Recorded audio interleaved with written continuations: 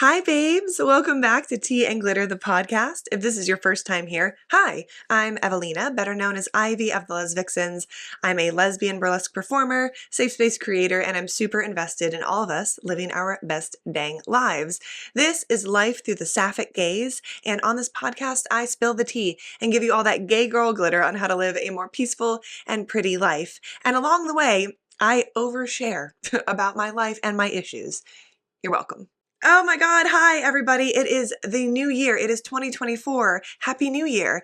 We don't have equality or flying cars just yet, but we do have this podcast and I'm happy to be here. I hope you had a cozy and wonderful holiday season and an amazing start to your new year. I had a really wonderful end of 2023, but I'm going to be real honest with you. November and most of December sucked. Super sucked my energy, sucked my time, sucked my ability to get things done. It just basically sucked. But it do be like that sometimes, and alas, what's a girl to do? Wallow in self-pity? Yes, abso-fucking-lutely. I did that for a hot minute, but only for a little bit. My pity party for myself got real old real quick. And thank fuck for that, because it's a whole brand new year and I am here, queer, and back in my center, back in my energy, feeling really good, and I'm actually finally starting to get excited for the new year. Thank fuck.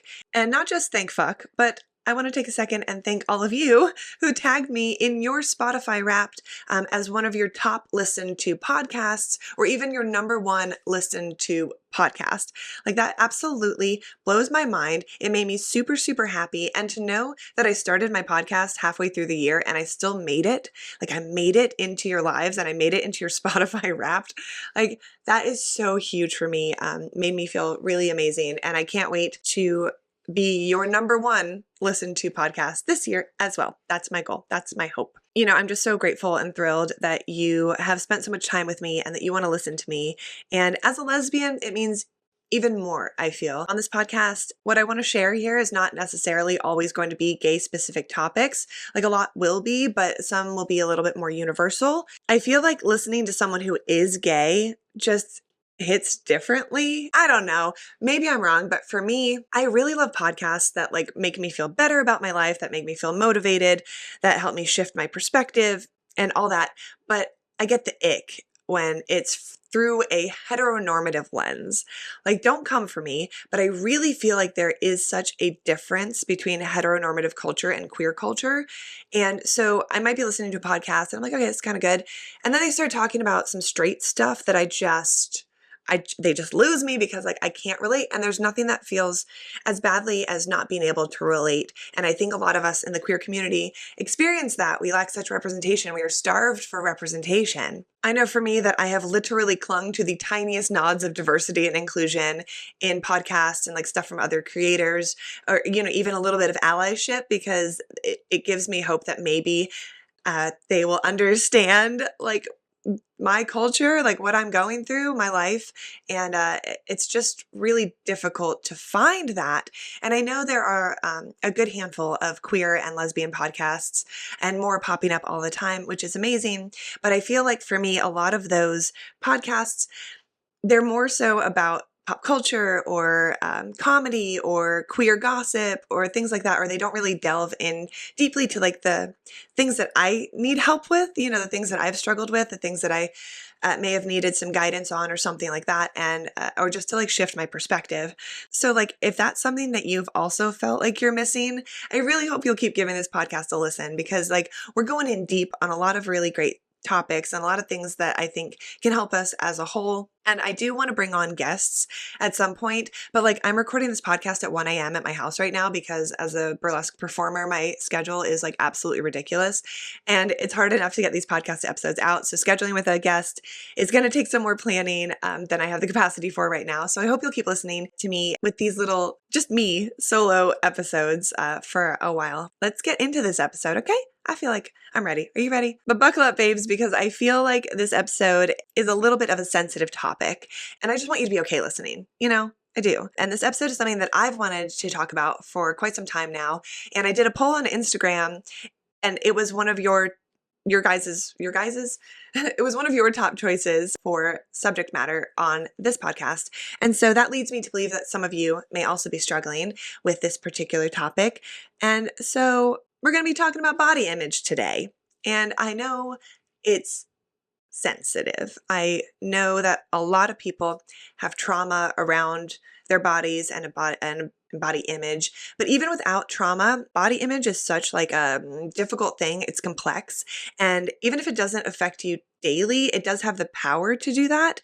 And having a shitty body image or a body image that is more negative that you struggle with really does have such an effect on so many things in your life. And with the holidays that just passed, and there's so much food and treats and New Year's resolutions and all this stuff, it can really feel like whiplash, and it can kind of mess up even more how we're feeling about our bodies. Most of us already have messed up relationships with food in our bodies.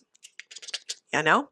And I think a lot of us experience some sort of body dysmorphia or just not being able to see our bodies clearly, and definitely not with a non-judgmental lens. And with the new year just hitting, and so many of us really wanting to kind of take agency over our lives and make our lives so much better and make ourselves better, I realized a lot of what it takes to change your life is an inside job. It's about making choices, and I don't mean just in a larger goal setting kind of thing, or like your morning routine or things like that, which those habits and things are super important. But I'm talking about these choices in where you put your focus in your brain, where you choose to spend your mental and emotional energy, and what's going on in your head and your heart and your mind daily. We spend most of our lives in our heads listening to our thoughts and narratives, and I think it's definitely worth spending some time this year addressing those narratives to make sure that they are serving us correctly, that they're not dicking us over, I think a lot of times the narratives and beliefs that we get into our brains have such a negative impact on our world, our beliefs about ourselves and the people in our lives and things like that. But like, life is hard enough already. So what can we do to make things less hard on ourselves? And I think that hating ourselves, hating our bodies, hating the way we look is one of the most draining things. It's the most exhausting thing. And I have seen so many girls in my life exhaust themselves with hating their bodies. And I'm included in that. I definitely spent way too much time exhausting myself with self-loathing. Lovely. Love that for me. But that exhaustion ranges from the physical, things like going to extremes to try to change your body, starving yourself, dieting, hyper-focusing, to the emotional and mental drain of that negative self-talk, the preoccupation, the kind of obsession, and the just general shit talking that we do to ourselves. It's super exhausting. And the way we speak to ourselves has so much control over like everything else in our lives. The thoughts that we have inspire the emotions that we feel, and then all of that dictates our behaviors. And these thoughts and emotions can cause so much pain. And like, we don't need to be so fucking mean to ourselves. Like, we don't have to love our bodies, but we can at least stop being our own worst bullies, Like, we can stop bullying ourselves all the time. I'm not going to be pushing body positivity. That's not what this episode is about. And body positivity itself can be super toxic and even more of a mindfuck, and we'll touch on that later in this episode. I'm not going to tell you to love your body. Like, I'm not. I feel like that is super unrealistic for most people to go from where we are now to just love your body. Like, that's not what I'm going to be pushing or talking about on this episode. But what I am going to tell you is that maybe we can all stop being so fucking mean to ourselves. Maybe in 2024, we find neutrality with our bodies. Maybe in 2024, we find a way to snap ourselves out of those moments we're wasting standing in front of the mirror, dissecting ourselves and shitting on what we find. Maybe in 2024, we can start to free ourselves from the shame and the guilt we feel about our bodies. And maybe this is the year that we make choices that are actually healthy and good for us, and not just about being smaller and thinner. So what I do want to talk about in this episode is what has helped me personally to snap out of those toxic cycles and narratives. And while I don't love my body all the time, I'm no longer wasting so much time and energy on being so damn mean to myself, and being so damn mean to myself would always lead to not very good behaviors such as starving myself, binging, over-exercising, or spending 30 minutes picking myself apart in the mirror and telling myself everything that's wrong with the way I look. The thing is, the freedom and peace I feel now has very little to do with what my body actually looks like, because I could still spend my days picking myself apart. I could literally destroy myself and my self-esteem in 2 minutes flat just analyzing myself in the mirror. Like I could still do that. My self-esteem could crumble because I'm bloated, or I didn't make it to the gym, or my costume isn't fitting right, or whatever. And now I have to go out on stage in front of people and take off my clothes when I'm feeling like shit. I could still be doing that. And it doesn't matter what my body actually looks like. I had someone tell me recently that I lose credibility talking about things like body image or anxiety around food or things like that because of the way my body looks. And because to some, I do fit like a body standard. But here is the thing. No one is immune from a shit body image. No one. I have dated some of the most smoking hot women who absolutely hated their bodies I worshipped. And I'm also the producer of a troupe of some of the hottest women on planet Earth, and I know how much they struggle with their body image. And we take off our clothes in front of people professionally, like that is our job, and they all struggle. We all struggle. The thing is that body image has very little to do with what your body actually looks like. I know so many people who have looked back on photos of themselves and been like, man, I looked so good. And like, I thought I was fat and I thought I was this and that. Like, it doesn't matter. It really doesn't matter what your body looks like. Your body image can be shit regardless. Our Lord and Savior Taylor Swift herself, Miss Taylor Allison Swift, has openly admitted to her struggles with body image and disordered eating and picking herself apart. And the woman's legs are insured for millions of dollars. Her body is insured for more money than you and I will ever see. And she still struggles. Shitty body image is not just for us peasants. It affects all of us. It affects me. It affects you. It affects Taylor Allison Swift. And I don't know if that helps you at all to feel less alone in your struggles, but like, you're not alone. So you're not special. Just kidding. You are very special. But body image and struggling with it is something that can happen to anyone. Having a shitty body image, struggling with these kinds of things can be in anyone's psyche. Struggling with feelings about your body can happen to any body type, to any body shape, to anybody in any level of fitness. And sometimes I feel like people who are super, super fit are the ones who are struggling the most. So I think it's worth talking about. The reality of what your body looks like does not dictate how you feel about your body. Body dysmorphia is super real and it's on a spectrum. Some days we feel worse, some days we feel better. I don't think, necessarily all of us are sitting there feeling like shit 24/7, but I do think that most of us cannot see ourselves clearly, and I think most of us cannot see ourselves without harsh judgments. And I do think that most of us will be hyperfixated on our perceived flaws, which makes it even more likely that we are distorting what we see in the mirror. Most people do experience degrees of positive and negative feelings about their bodies at different times. But we exist in a world that profits off of our negative body image, and therefore a world that works tirelessly to increase our insecurities and our unhealthy body image. Billions of dollars spent every year on trying to look a certain way. The beauty industry, the diet industry, the weight loss industry, it's billions of dollars that people are profiting, and it's mostly men who are profiting off of this, just so you're aware. God.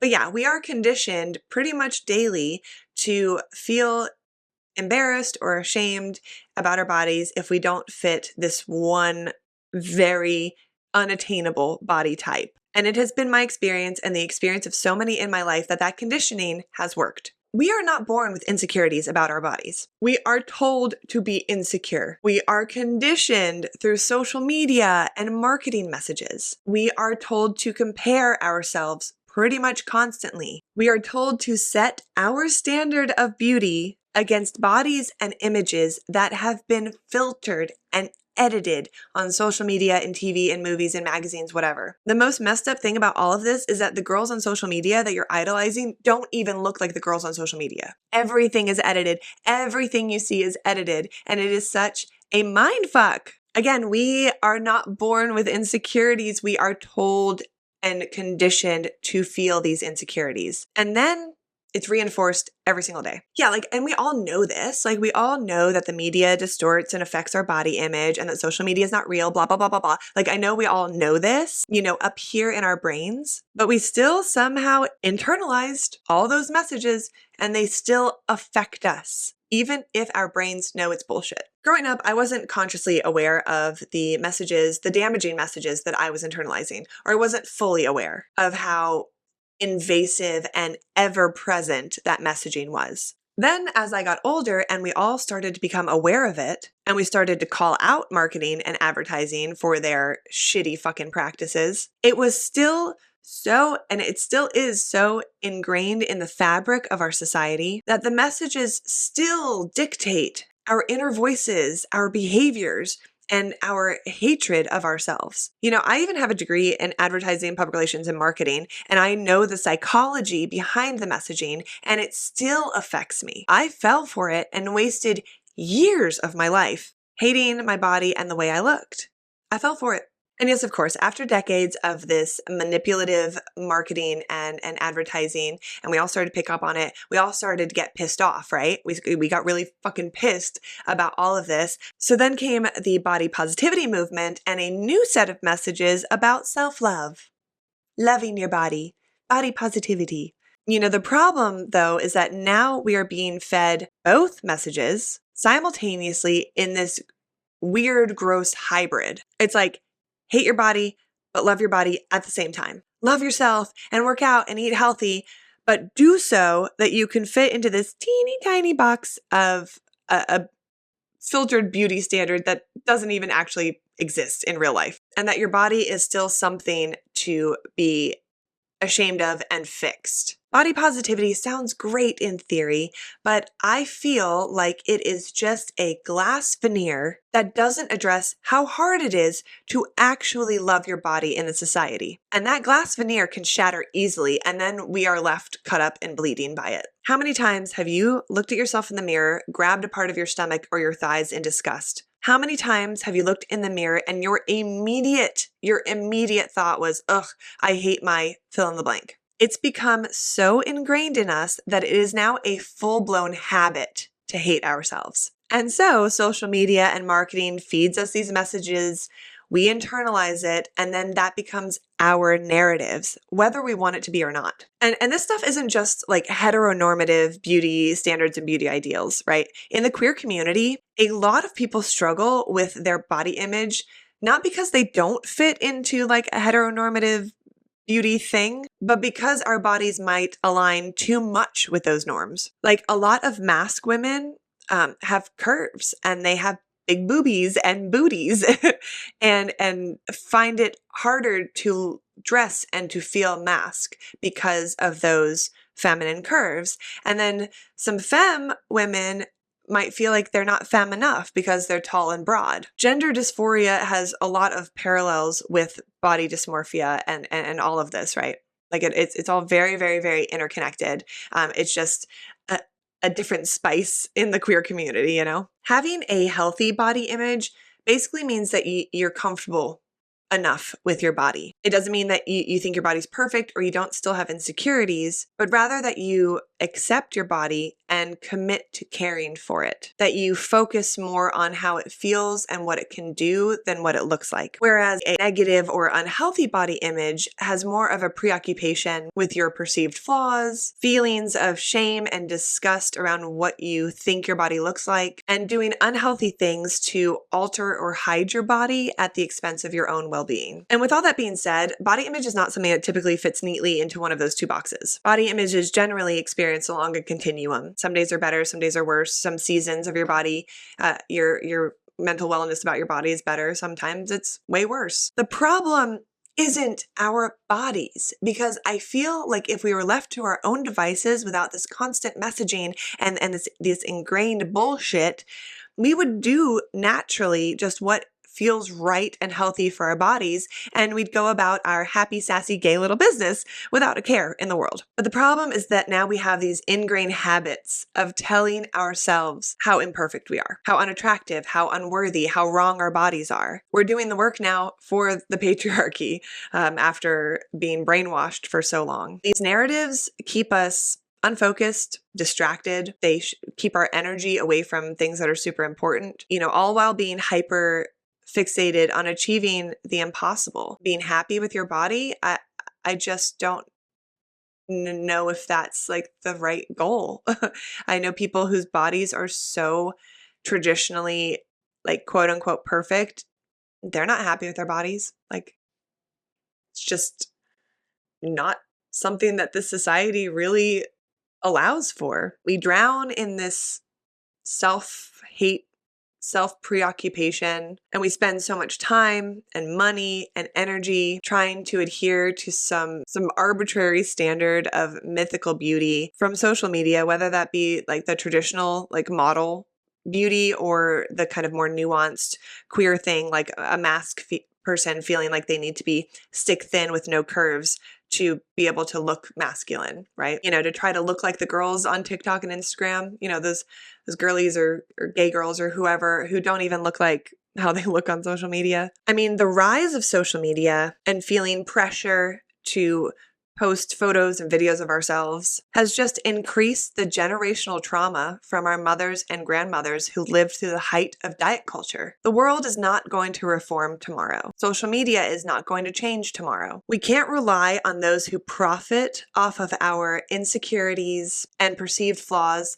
to be the ones who change things and who create healthy spaces. Like, they're not going to do that. They're making billions of dollars off of your insecurities. They're making billions of dollars off of my insecurities. We can't change these messages that are being forced down our throats or the expectations of women that have been around for decades. So that leaves us with one option: to change it ourselves, to rewrite the narrative for ourselves, to change what we say to ourselves, to create new habits in our own minds so that those old habits grow over and so that we create these better pathways that give us more agency over our own behaviors. Because our thoughts and emotions dictate our behaviors. We spent so much time, for one reason or another, hating our bodies, but it's about time we started to move away from that active disgust and commit to doing right by our bodies. I'm going to say it. You can't hate yourself into being a healthier, more fit person. Like, whatever it is that you want about your body, you can't hate yourself into getting to that. You can't hate yourself into having a body type you just weren't born with. All that hating yourself is going to do is to keep you from getting to a better place mentally, emotionally, and yes, even physically. Shaming yourself every time your body fluctuates is going to keep you stuck. Hi, Fenton. He's a baby. Okay, things were getting a little heated there. And we'll get back to that, but Fenton has arrived to let us cool off a little bit. I was ranting for a minute there, but we're getting into it. Here, hold on. Everyone who is watching on YouTube, you can see the cutest kitten in the world is right in my arms. So as I was saying, hating yourself, shaming yourself, all of those things, they're not the keys to getting you to change your life and to feel happier and better. Looking in the mirror and reinforcing that habit of immediately saying something shitty to yourself is not going to help you change your life in any way. Cat fur flying around now. All these things do are increase the shame you have around your body. And shame, ladies and gentlemen, queers and dears, lovers and friends, is an incredibly powerful emotion. But it's an emotion that creates damage and self-sabotage, not empowerment. Shame works to keep you in those negative spirals, not to help you get out of them. Shame is not your friend. Shame is your enemy. Shame is not your friend. Remember that. Shame is like the vacuum to Fenton. The enemy, the number one enemy. So if shame is a part of those habits that you've developed in your brain around your self-talk and all of those things, if shame is a part of that, those negative and destructive habits are just going to be dug in deeper because they have that powerful ally in shame. So let's say you want to pick up a healthier habit, right? Like eating better or moving your body. It is a new year. All about those New Year's resolutions, right? We're really feeling that energy right now. But if you fall off or don't stick to your meal plan or you don't make it to the gym or whatever, if you shame yourself for that, psychologically, it will make it more likely that you will continue to not stick to those healthier habits because shame says that you don't deserve healthy and happy. Does that make sense? Shame. I hate it. It's such a destructive emotion, and it's super powerful. So this goes back to what I started this episode with. We need to quit being so damn mean to ourselves, because being mean to ourselves is what keeps us in these negative spirals and prevents us from ever truly moving forward toward a better body image and better self-esteem. So even if we can't love our bodies, let's at least try being a little nicer to ourselves, like just a little bit. Like, let that be your mantra for this new year. Ask yourself, why am I being so mean to myself right now? Like, I don't need to be such an asshole. Let's just start there. Like, we don't need to swing the pendulum all the way over from I hate my body to I love my body and I love the way I look. But make an effort to like catch yourself when you start to bully yourself. Notice how much of a default it is for your brain. Like, if you look in the mirror and you immediately say something rude about yourself to yourself, make a note of that. Like, dang, my first thought about myself was so rude. That's so crazy that my immediate thought is something mean. That's wacky, you know? And then you can start to move toward what has been such a game changer for me, neutrality. I think something that has helped me more than anything else, more than body positivity, more than anything, has been leaning toward neutrality as much as I can instead of actively hating my face, my body, the way I look. Okay, so let me explain neutrality and how it's worked for me. So the very first thing I did is what I recommended a few moments ago about taking note of what's happening, like how your brain is defaulting. And I just worked really hard to become very aware of the habits that I had of like saying and thinking mean things about myself. And then that helped me see the behaviors that followed, because just being aware of these things helps so much, because as habits, they're often done without conscious thought or even your consent. They're so ingrained that they become the default. So actively noticing them and the behaviors that followed was step one. For example, like realizing, I got out of the shower 20 minutes ago. What have I been doing? Standing an inch in front of the fucking mirror, analyzing all my perceived flaws instead of getting my ass to bed. Like, what the fuck? What just happened? Why am I just standing here talking shit to myself and analyzing things in such a crazy way? Like that. Noticing those behaviors, noticing the thoughts, noticing the default, noticing that it's like your lizard brain taking over, and all of a sudden you've wasted 30 minutes of your night or your morning or your afternoon whenever you actually get up.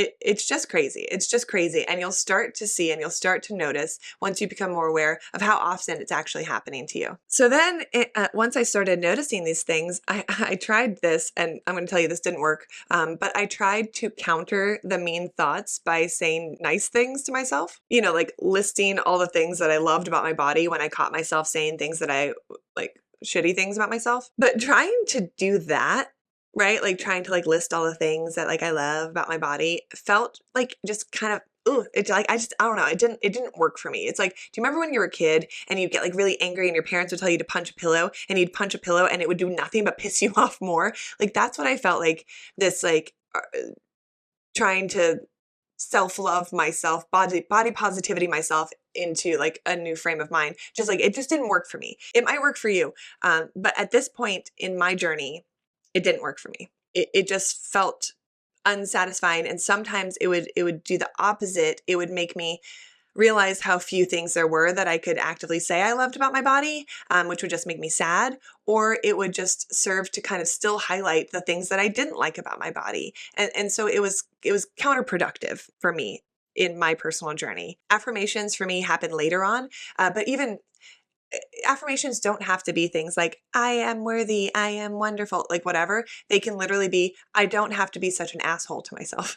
But anyway, we'll get into more of that kind of like mantra phrase things that like really, really helped me. We'll get into that in a moment. But yeah, after trying the body positivity route and the I love myself route and I love my body route, and realizing it was bullshit and not working and actually just making me more frustrated and sad, I started to work toward neutrality instead. I started to realize that I can't go all the way from I hate my body to I love my body without some steps in between. And to even get away from I hate my body is a huge thing that, as I've mentioned on my earlier feminist rants about the patriarchy, that it's so hard in the society to actually love yourself with all the ingrained bullshit. So I thought, okay, neutrality. I'm not going to try to swing this pendulum all the way over. Let's try for some neutrality. So instead of saying I hate my body or I love my body,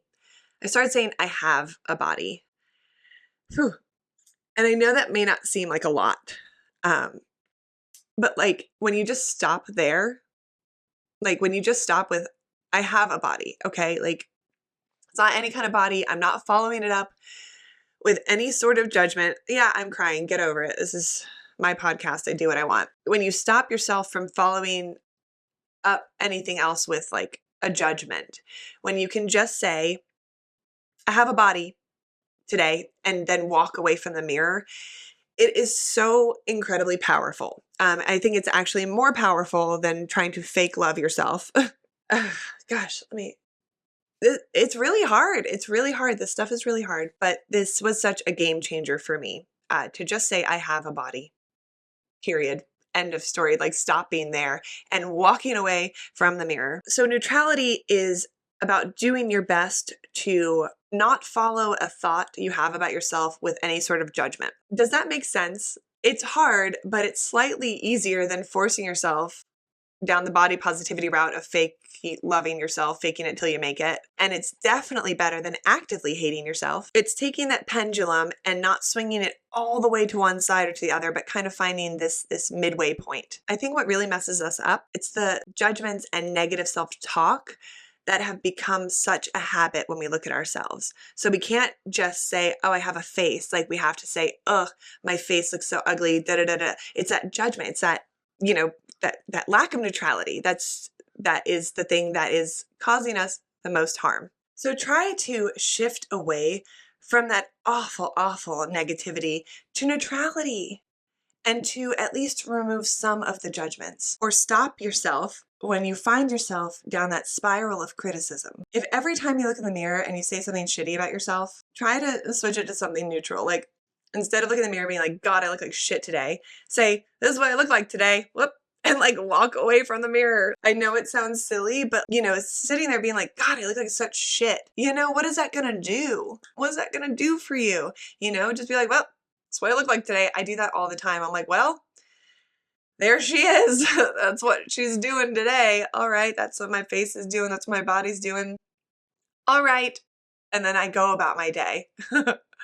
That's something I've really worked on, and it's helped a lot to just kind of accept however I look that day is how I look, and then to stop that train from going down those tracks. All the other things that I could pick apart for eternity, I just walk away and shift my focus. It's like if I have to put on an audiobook, if I have to like go outside and take a walk. In the past, I've wasted a lot of time picking myself apart, and then I feel like shit, and then also I wasted a lot of time, and now I'm rushed and I'm late to everything. Like it's that being able to just be like, okay, this is it. This is what we're working with today, and then walk away from the mirror. Sitting there being stuck in front of a mirror and talking shit to yourself and being like, God, I look like such shit. This is fuck, like whatever. You're going to feel like shit after that. Imagine that. When instead, if you're just like, okay, this is what I'm looking like today, and then you move away from it, you're able to kind of shift your focus and get on with your day much easier and much quicker. Like I dated a girl once who struggled very hard with her mental health, and something her therapist had told her was, if looking in a mirror triggers you to start self-harm, don't look in a mirror. Get rid of your mirror, and I thought that was, good advice, a little extreme, granted, but it was an extreme case. But I thought that was also something very important. Like if a mirror is triggering to you, especially with the big overhead lighting or whatever, brush your teeth by candlelight. Make it romantic. We all look better under candlelight. It's harder to dissect yourself in candlelight. You're not like by the mirror like, here I am and all's well, except I hate myself. I'm looking at myself with a flickering candlelight. Anyway, but you get the picture. Like if a mirror is triggering for you, I think we can all pretty much get ready without looking in a mirror. For the most part, like I think we can put on our clothes and do all that for the most part without a mirror. So if a mirror is definitely triggering to you, do your best to like not look. Oh, I got rid of my scale as well. Get rid of your scale. get rid of it. Having a scale in your home is a trap. It's a holdover from diet culture and eating disorders. You might say that it's a great way to track progress, but there are 1,000 other not toxic ways to track your progress, and the cons of having a scale in your home far outweigh the pros. No pun intended. Especially because as women, our bodies fluctuate constantly. Our periods, our hormones, our water intake, sodium, all of that makes your weight go up and down, up and down, up and down. And so can your mood if you are constantly weighing yourself. You know, the scale isn't even accurate, and it's just so triggering. It is such a triggering thing to keep in your house. I can't even count how many times when I had a scale at my house that I'd step on it and like my mood would plummet, and then I would feel like shit. And those feelings would always lead to bad behaviors. Evelina. So I got rid of my scale. Even if I was just PMSing, right? Like my weight would go up, right? Because I'm PMSing. Not because I'd actually gained or lost any fat or anything, but my brain would be like, you've gained weight. Oh my God. It's just awful. It's awful. Get rid of your scale. There's no point in having it, especially if you're struggling. That's just going to be a trigger. And again, there are a million ways to track your progress if you are on a health or fitness or weight loss journey. Neutrality has given me the freedom to make choices that are based on what's actually best for myself and for my body. It's given me back some agency and control because I felt very out of control when I was actively hating my body. Like the mean thoughts would literally come out of nowhere without my consent. But neutrality has ended up giving me space. Even like trying on clothes, for example, like this is a huge one I feel for a lot of people. You know, I used to want to be a specific size, right?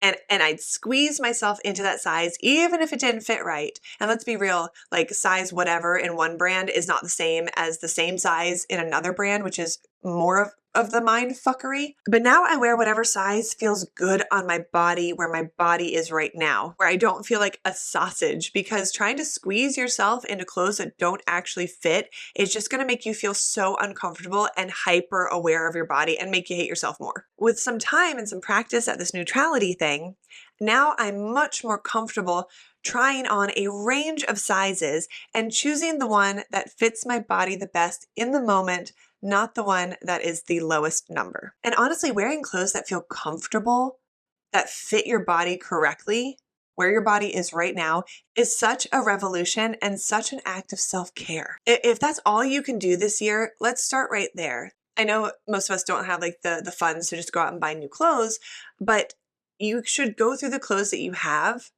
and get rid of the clothes that really just don't fit you anymore.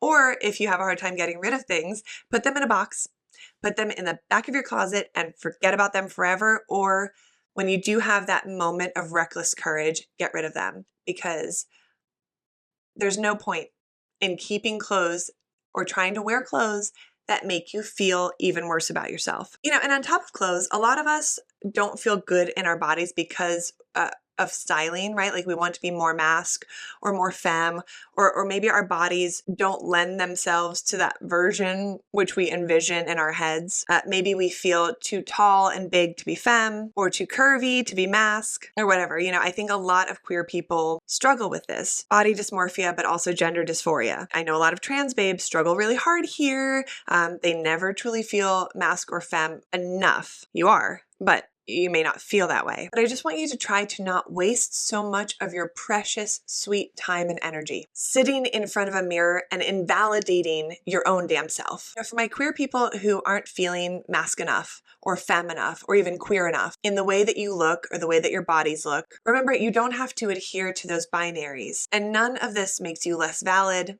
less queer, less gay, less femme, less masc. Once again, prioritize neutrality and comfort. Those are the two things that I have leaned into the most, and they are the two things that have helped me the most. And you want to hear some ironic shit about that? Neutrality has actually helped me get my ass into the gym and be more consistent, because through the practice of neutrality, the gym is no longer a place of punishment, but a place where I feel safe and happy. It's become a tool for my mental health, not necessarily about my appearance. It's become about being strong as fuck and not skinny as fuck. It's become about like even increasing my bone density and shit like that, right? Going to the gym for me is no longer quote unquote about like working off food I ate, but rather building strength mentally and physically. And it's not about being perceived. It's about mobility and being mobile and and strong and healthy. It's about thinking about the fact that when I'm 80 years old, I'm going to want to be mobile. I'm going to want to be carrying all my groceries at once and the cat litter, because I will be a crazy cat lady for the rest of my life. And I want to be able to carry my own litter, and that litter's heavy, So the gym is no longer this place of punishment for me. And I use the gym as a personal example of how neutrality has taken away the pressure and helped me find something that I really do love. But I don't bring it up to say that everyone needs to go to the gym or that the gym is a place where everyone will feel comfy. I'm just sharing that for me, something that used to be full of pressure and shame and strictness has entirely morphed into something healthy and good for my mental health. So maybe neutrality can help you feel less pressure in some areas of your life, like cooking or shopping or taking a dance class or whatever. Again, I'm not talking about your body. I'm not talking about your body, the way it looks, or changing it in any way. I'm only focusing on body image and the way we approach our habits with our thoughts. If you have fitness goals this year, I fully support that. If you don't have fitness goals, I fully support that. I'm not talking about changing your body or the way you look. I'm talking about changing your knee-jerk pattern of being mean to yourself. And I know some people will feel like if they don't beat themselves up, they're going to let themselves go. But I'm telling you, being less of an asshole to yourself is actually the thing that helps you heal your relationship with yourself, that helps you build trust with yourself. And then you will naturally start making choices that are better for yourself. Neutrality is about acceptance, not about abandoning yourself. Neutrality has helped me make choices that are based on what's best for my health, not on being as thin as possible. I don't love the way I look all the time. I don't love my body all the time, but I'm no longer wasting time in front of a mirror anymore, or starving myself, or binging, or wearing clothes that make me hyper aware of how much I don't like my body. And neutrality means that I know my body will have seasons. It means knowing that the week before my period, I'm going to be bloated as fuck. And that's that. It doesn't mean that I need to do more or less. It just is. My body is doing what it does. It's going through its phases. It's going through its seasons. And neutrality helped me accept those seasons and those phases, and the fact that, especially women's bodies, we go through phases, the luteal phase, this phase, whatever, those cycles. It's helped me accept those things instead of trying to hurt myself or exhaust myself or try to fix those things, because they're not things to be fixed. They're just things that are happening. None of this is easy, and none of this happens overnight, but maybe the thought of, do I have to be so mean to myself right now, might help you, because you don't. You really don't have to be so damn mean to yourself. The irony is that the less mean you are to yourself, the more you'll naturally start to have a better relationship with yourself, a better view of yourself. When I hate my body becomes I have a body, it creates a lot of space for better things. Okay, here's another thing that I was thinking about. If Taylor Swift wrote a song about your body, what would she say? She would never say that it was disgusting. She would write that the curves of your body are a country road she could travel for a lifetime or something. I don't know. So every time you look in the mirror, if you can't find neutrality and you're stuck saying something shitty to yourself, start saying WWTSD. What would Taylor Swift do? She would write your favorite song ever about your body. And it wouldn't be about erasing anything either. It wouldn't be about, oh, your body would be beautiful if you were 10 pounds lighter. It would be about writing a narrative that is softer, kinder, more loving, and it would be about your body as your body is right now. When you're looking in the mirror, WWTSD, what would she do? What would she write about? How would she phrase my body? And I know Taylor Swift is not dating a woman at this moment, but I do think that something that is also pretty awesome about dating women is that we often have this deep understanding about other women's experiences, the super visceral and nuanced experiences that dudes don't understand. It's all the stuff I've been talking about the messaging and the indoctrination of insecurity. I think seeing your body, women's bodies through the sapphic gaze is also a game changer. I'm definitely biased, but it's been my experience, because the male gaze is about objectification of a woman's body, which definitely contributes to our insecurities and making us feel worse about our bodies, right? And the female gaze, can be lovely, right? Like sapphic female gaze, they're similar, but there are nuanced differences. But I still do feel like straight women and women in general tend to view other women through a lens of competition and comparison, and therefore can kind of perpetuate the misogyny and like judginess. Whereas seeing through women through a sapphic gaze is all about admiration, appreciation, understanding, empathy.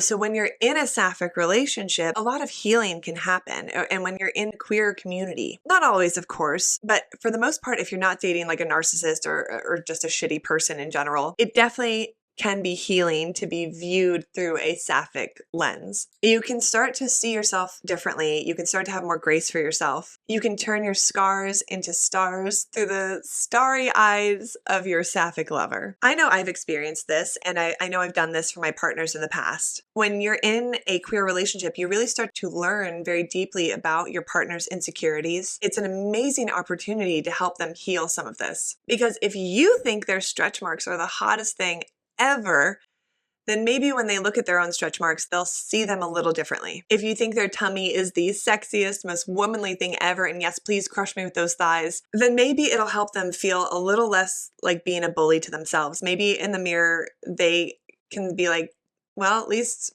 my girlfriend loves these thighs if I can't, right? If you think your partner looks masc as fuck, even if they have hips, then maybe they can start to see it too and start to not feel so alone and so badly about themselves. And maybe even we ourselves can realize some things. Like, let's say we are in awe of something about our partner, but we hate it on our own bodies. Like, that's some cognitive dissonance right there that we might want to explore. If we think it's super hot for our girlfriend to have a little tummy, but we hate it on ourselves, like, that's the fucking internalized patriarchy bullshit, right? And maybe we can unpack some of that stuff if we're realizing it, if we're catching it happening in the moment. Again, I'm not telling you to love your body. I'm not even telling you to like your body, but I am telling you that maybe we can stop being so fucking mean to ourselves. Make that your 2024 goal. Stop being so fucking mean to yourself. Move toward neutrality and just see if that releases some of the pressure. We can get so much more out of life when we check ourselves out in the mirror for a second and then move on with our day. We can get so much more out of life when we start to develop a more safe and trusting relationship with ourselves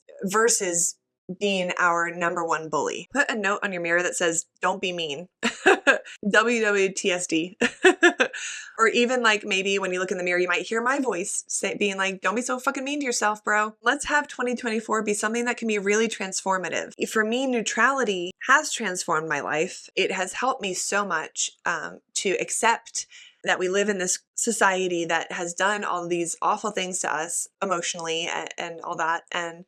And to accept that, okay, if that's a society in which we live and society's not going to change tomorrow, I will change things for my personal world. The thing that's happening inside my brain, I do have control over that. Even if I have been indoctrinated and social media is triggering all these things, I still do have control over my own brain. It is mine. I have the agency and the power to do something about it, even if it doesn't mean the pendulum swings all the way over to I love myself, at least it becomes something more neutral. This is me metaphorically slapping you on the ass and telling you to get out there and live your best damn life, which is not you sitting in front of a mirror, picking yourself apart, and it isn't wearing clothes that make you feel uncomfortable, and it isn't letting the patriarchy dictate how you feel about yourself. Okay, my sweet angel babies, I hope you're feeling a little bit more empowered and ready for the new year. I'm excited to get this episode out, and I hope you all get something out of it. It took a while for me to put it together because there's just so much. God, there's so much. I hope it helps. Even the idea of neutrality, I hope if you've never heard of that before, if you've never thought of it, neutrality changes everything when it comes to this sort of thing. But anyway, I can't wait to talk with you guys all year. Thank you again for making this podcast a success and for listening to it. I'm excited to do even more this year. I think I did a lot in 2023. I'm hoping 2024 is even bigger and better. And speaking of big, next week is our first big ass burlesque show of the 2024 season. It's our Through the Rabbit Hole, an Alice in Wonderland inspired burlesque show. I'm so excited about it. So get your tickets and get this. We used to use Eventbrite and some other like big corporation ticketing sites, but then I realized, God, they're charging us and you so many different fees and all these things. And so I found out that we can just use our website, lesvixens.com, to sell tickets. And so now the tickets are cheaper because none of us are paying those fees. And it's just right there. It's just on our little thing instead of a big corporation. So I thought that was really cool. So you can, you know, buy tickets directly from us. And also, because I'm a Virgo, we have all of our ticketed shows for the entire year already listed. So you can see everything we have coming up, and you can buy your tickets right there. So that's really, really cool. The Virgo side of me just feels very accomplished with that. Oh, you can also get season passes on the website as well. So but get your tickets to our show next week. We have Orlando on Wednesday the 17th, Tampa Thursday the 18th. We can't wait to see you there. Buy tickets so I can stop stressing. Okay, thank you so much. Happy New Year. I love you so much. Don't forget to like and subscribe and leave a nice review or a neutral review. Just kidding. Don't leave a neutral review. This is the one time when I'm all about that positivity, y'all. So leave a very nice review if you are up for that. Remember, don't be so fucking mean. Be good to yourselves, be good to each other. I can't wait to talk to you in the next one. Thank you so much. Love you. Goodbye.